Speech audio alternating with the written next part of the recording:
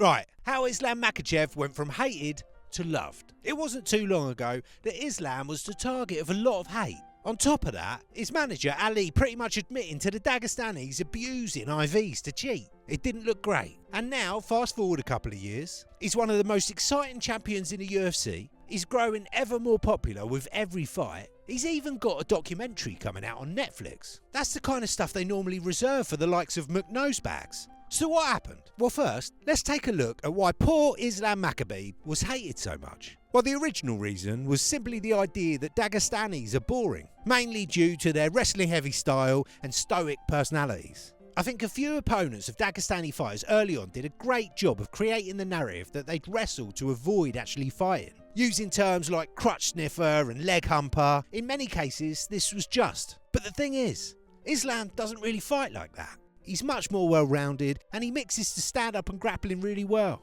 He doesn't use wrestling to stall the action like a lot of these wrestling-heavy fighters. A lot of these fighters, when they get someone down, you think, great, the rest of the round is just going to be them holding them down, laying there, stalling all the action. But this isn't the case with old Maka. When he gets them down, he's looking to finish. We're getting some action. Look how many finishes he's had recently. 7 of his last 8 fights were finishes. And on top of that, against who? You got Poirier, Volk, Oliveira, Hooker and more. Not only that, but think back to the last handful of Islam fights. They've all been cracking. The only other champion that you could argue puts on as many exciting fights as Islam is Alex Pereira. And people worship him like he's the fucking second coming. But honestly, I think Islam's portfolio is spicier than Poetan's. That Poirier fight was an epic battle. Both Volk fights were incredible and exciting in their own way. I was on the edge of my seat all the way through the Oliveira fight. I mean, in fact, tell me a boring Islam fight. And yes, some previous fighters from that region's personalities are about as fun as a Strickland therapy session. But Islam's got jokes. He's always cracking funnies. Taking away other fighters' black belts is gold. Another reason fans dislike Makhachev is because of his toxic fan base. This is true. Many of them are more toxic than a John Jones piss test. But in fairness, it's not Islam's fault. Another thing inherited from Khabib. The Conor-Khabib rivalry was so intense, it spawned countless toxic dick riders on both sides. And then, when Khabib retired, they moved on to pretty much any fighter from that region. And they tend to turn the general fans against that fighter with their awful behaviour.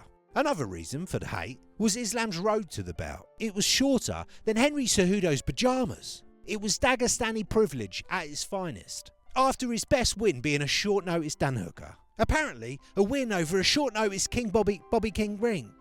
King Bobby.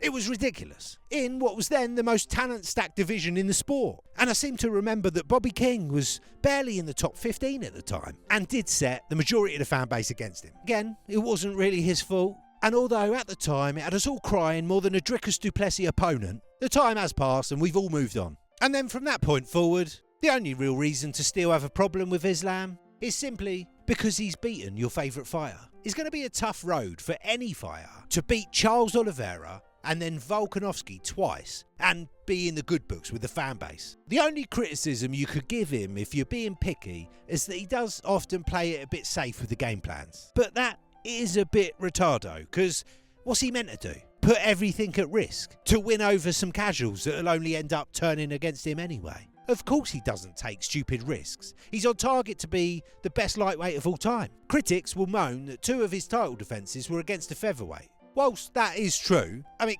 come on.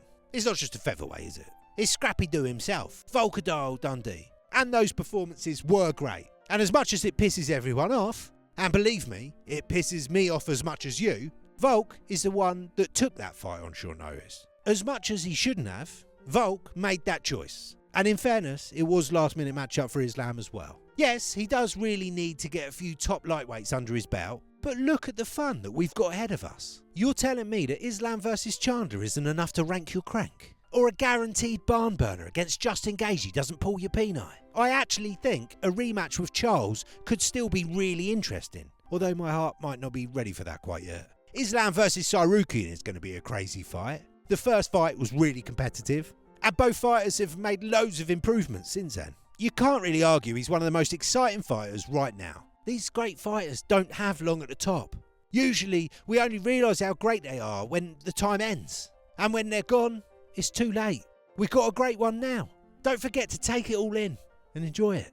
Anyway, I've started a Patreon membership. I'll leave a link in the comments in case you're interested. And if you like this video, give us a sub, check out this playlist of recent bangers. I'll see you next time.